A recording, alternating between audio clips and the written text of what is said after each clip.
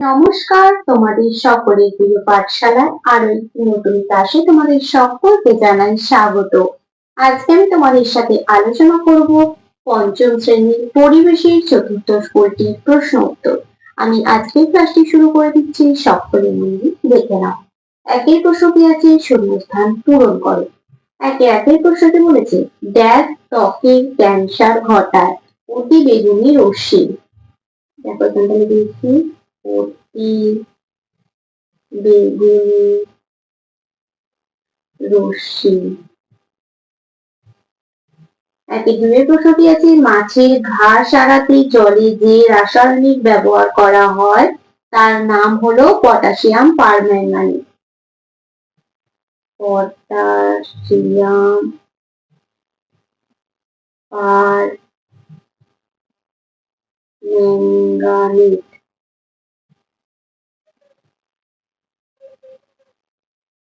তিনের প্রশ্নটি আছে প্রথম স্টেথোস্কোপ আবিষ্কার করেন রেনে লিনেক। এই প্রশ্নটি কিন্তু দেখেছো অনেকগুলো পৃষ্ঠাতেই দিল, ভালোভাবে এটা কিন্তু দেখে নাও। প্রথম স্টেথোস্কোপ আবিষ্কার করেন রেনে লিনেক, এটা কিন্তু ভুলবে না। চারের প্রশ্নটি বলেছে মানুষের চুল থাকে চামড়ার ড্যাশ স্তরে, ভিতরের স্তরে।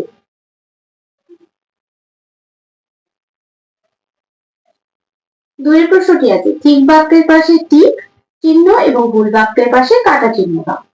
কেঁচো মাটির সজীব উপাদান, ঠিক। দুইয়ের দুই আমাদের চোখের হাড় নরম হয়, ভুল। দুইয়ের তিন জলবসন্ত একটি জলবাহিত রোগ, ভুল। দুইয়ের চার বোরো ধান শীতকালে চাষ করা হয়, ঠিক। তিনের প্রশ্ন নিচের প্রশ্নগুলির উত্তর দাও যে কোনো আটটি, প্রত্যেকটি করে দেখাবো। তিনের একের প্রশ্নটি আছে মাটির প্রধান চারটি উপাদান কি কি।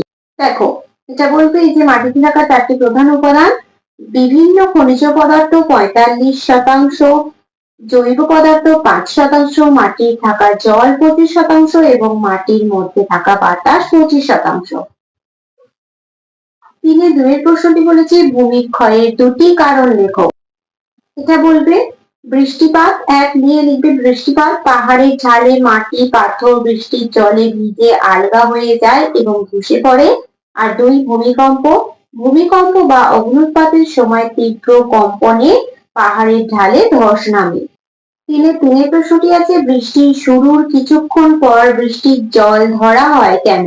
দেখো এটা লিখবে বৃষ্টি শুরুর পর প্রথম দিকে খানিকটা জলে নোংরা ও সামান্য অ্যাসিড থাকে, তাই বৃষ্টি শুরুর খানিক পর থেকে জল ধরা উচিত।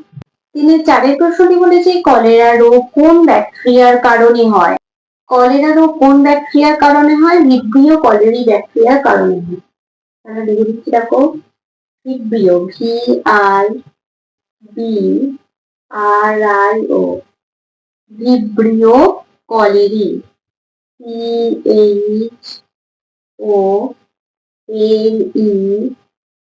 CHOLERAE, ভিব্রিও কলেরি ব্যাকটেরিয়ার কারণে হয়। পাঁচের প্রশ্নটি বলেছে গাছের খাদ্য তৈরিতে কি কি উপাদান লাগে। দেখো এটা লিখবে গাছের খাদ্য তৈরিতে কোন উপাদানগুলো লাগে, কার্বন ডাই অক্সাইড, জল, ক্লোরোফিল ও সূর্যালোক। ছয়ের প্রশ্নটি বলেছে বট গাছ ঝুড়ি নামায় কেন। বট গাছের কাণ্ড থেকে চারপাশে অনেক মোটা ডাল বেরোয়, মোটা ডালগুলি যাতে নিজেদের ভারে ভেঙে না যায় তাই ডাল থেকে নিচের দিকে ঝুড়ি নামে। সাতের প্রশ্নটি বলেছি একটি জৈব সার ও একটি রাসায়নিক সারের নাম। একটি জৈব সার গোবর সার, কম্পোস্ট লিখতে পারো, আর একটি রাসায়নিক সার ইউরিয়া।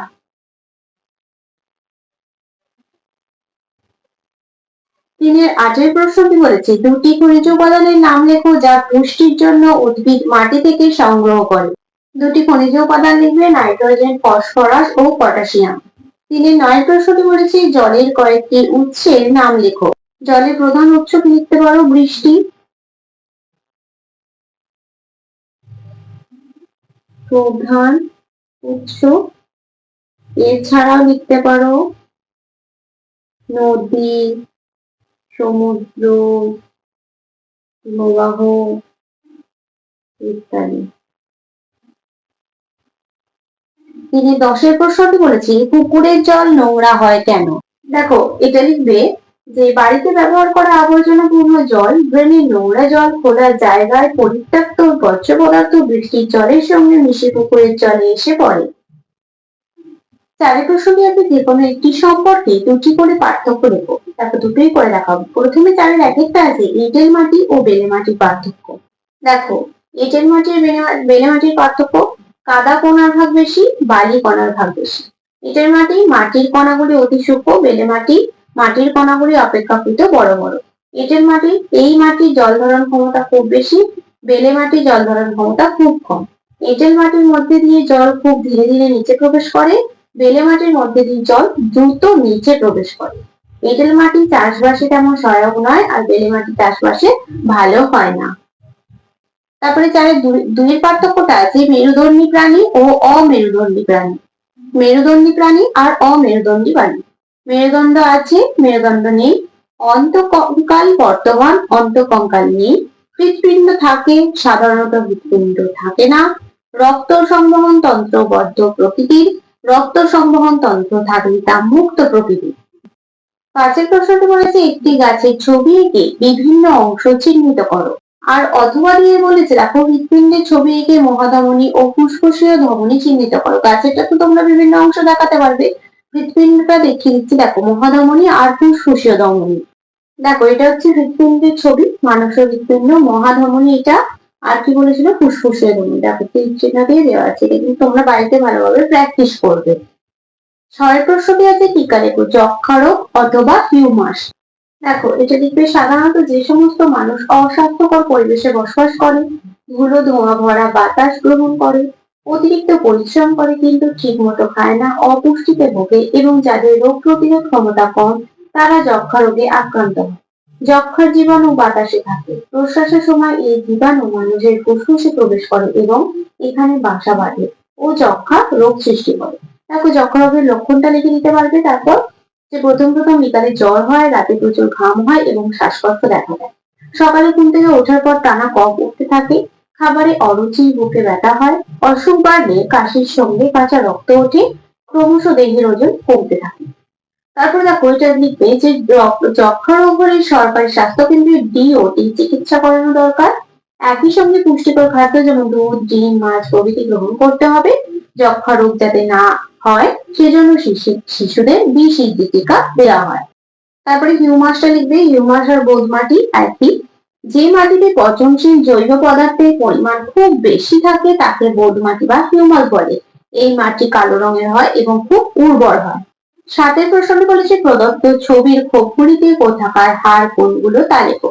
এই যে আমরা ছবিটা দেখতে পাচ্ছি, এই হাড়টার নাম হচ্ছে হিউমেরাস।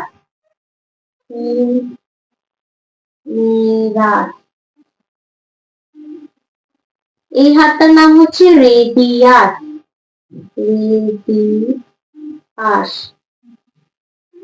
এই হাড়টার নাম হচ্ছে আলনা, আর এই হাড়টার নাম হচ্ছে ফিমার। তাহলে আজকের ক্লাসটি আমি এখানে শেষ করছি। খুব তাড়াতাড়ি আরো একটি নতুন ক্লাস নিয়ে হাজির হবো তোমাদের সামনে। যদি তোমাদের আজকের ক্লাসটি ভালো লেগে থাকে তাহলে অবশ্যই লাইক, কমেন্ট, সাবস্ক্রাইব এবং শেয়ার করতে ভুলবে না। সকলেই সুস্থ থাকবে, স্বাভাবিক থাকবে। সকলকে অসংখ্য ধন্যবাদ জানাই।